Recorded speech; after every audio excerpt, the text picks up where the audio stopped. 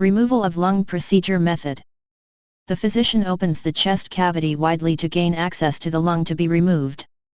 Using a scalpel, the surgeon makes a long incision around the side of the chest between two of the ribs. The incision is carried through all the tissue layers into the chest cavity.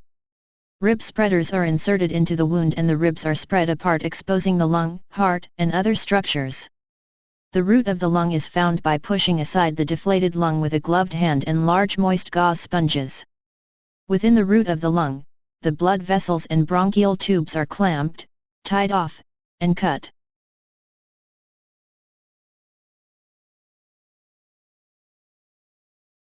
The lung is removed through the wide chest incision. After the removal of the instruments and gauze sponges, the chest incision is sutured closed in layers. A chest tube, S, may be used to provide drainage for the chest cavity.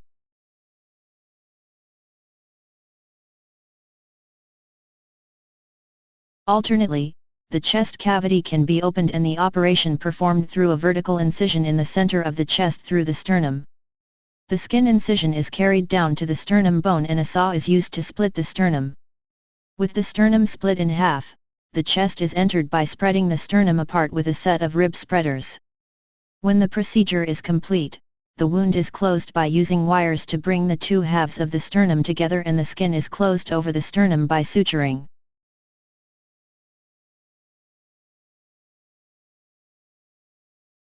Removal of lung, pneumonectomy. With resection of segment of trachea followed by bronchotracheal anastomosis, sleeve pneumonectomy. The lung and a segment of the trachea are removed through the wide chest incision. The trachea is sutured to the main bronchial tube of the remaining lung in the other half of the chest.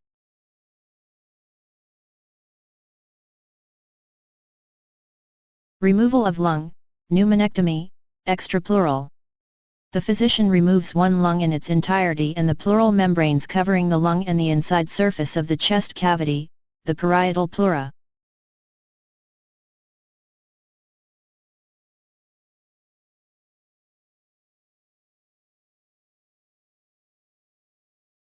Removal of lung, other than pneumonectomy, single lobe, lobectomy. Two lobes, bilobectomy. The lobe, S, to be removed is identified and isolated in the operative field by pushing aside the deflated lung with a gloved hand and large moist gauze sponges. Within the lobe, S, of the lung, the main blood vessels and bronchial tubes are clamped, tied off, and cut. The lobe, S, is removed through the wide chest incision.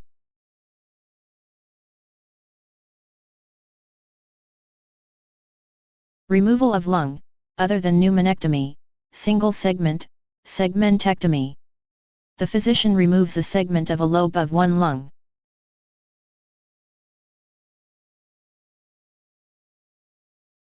Removal of lung, other than pneumonectomy, with circumferential resection of segment of bronchus followed by broncho-bronchial anastomosis, sleeve lobectomy. The physician removes a portion, lobectomy, bilobectomy, or segmentectomy, of one lung and repairs a bronchial tube that has been partially resected.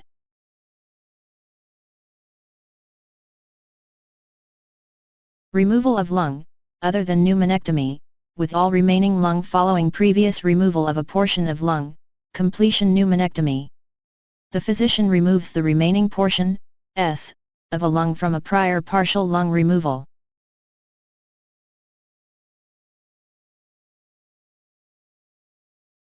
Removal of lung, other than pneumonectomy, with resection plication of emphysema to lung, S, bullous or non-bullous, for lung volume reduction, sternal split or transthoracic approach, includes any pleural procedure, when performed.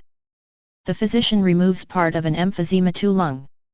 The lung tissue to be removed is identified and isolated in the operative field by pushing aside the deflated lung with a gloved hand and large moist gauze sponges.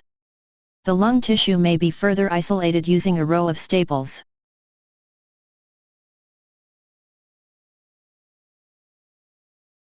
The tissue is excised and instruments and gauze sponges are removed. The chest incision is sutured closed in layers. Sternal wires are used if the chest was entered through a midline sternal incision. A chest tube, may be used to provide drainage for the chest cavity.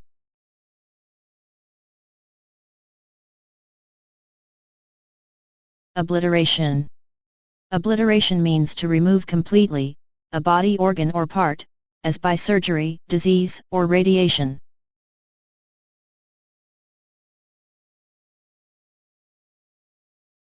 Obliteration of aortopulmonary septal defect, without cardiopulmonary bypass. With cardiopulmonary bypass, the physician gains access to the mediastinum through an incision through the sternum, median sternotomy. The physician places cardiopulmonary bypass catheters through incisions in the low inferior vena cava, the superior vena cava, and high aorta or femoral artery.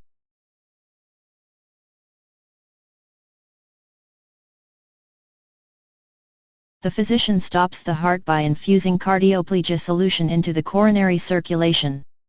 The physician cross-clamps the aorta, places sump suction in the left atrium to obtain a bloodless surgical field.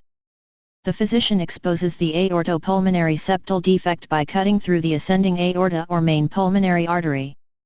The physician closes the defect with a Dacron fabric patch, closes the aortic or pulmonary arterial incision, takes the patient off cardiopulmonary bypass, closes the remaining surgical incisions and dresses the sternal wound.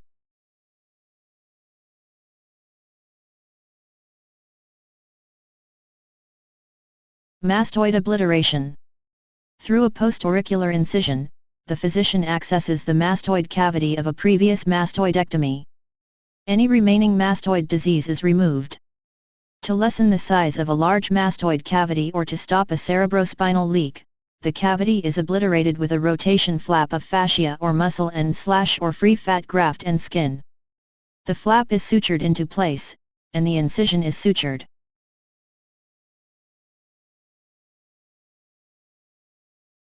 Apheresis is a medical procedure that involves removing whole blood and separating the blood into individual components so that one particular component can be removed. The remaining blood components then are reintroduced back into the bloodstream.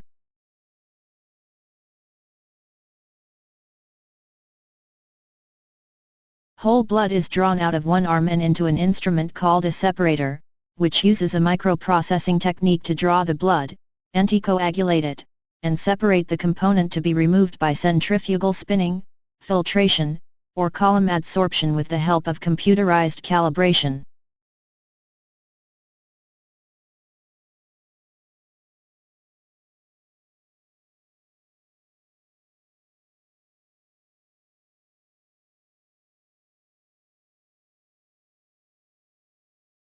Apheresis vs dialysis.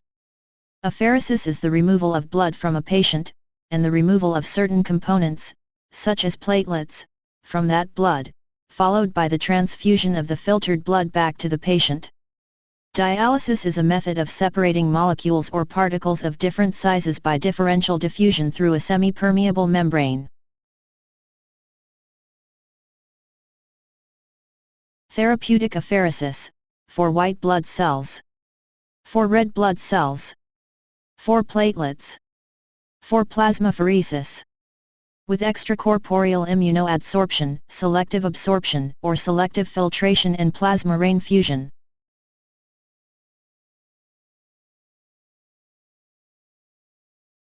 The cells to be removed are collected while the remainder of the blood is recombined and returned to the patient through a tube and needle in the other arm. Plasmapheresis is the isolation of the plasma from the blood. Plasma exchange isolates, discards, and replaces the plasma with a substitute fluid, like albumin. Report 36516 for extracorporeal selective adsorption or selective filtration, such as dextrin sulfate cellulose columns to selectively remove low-density lipoproteins, with plasma rain fusion.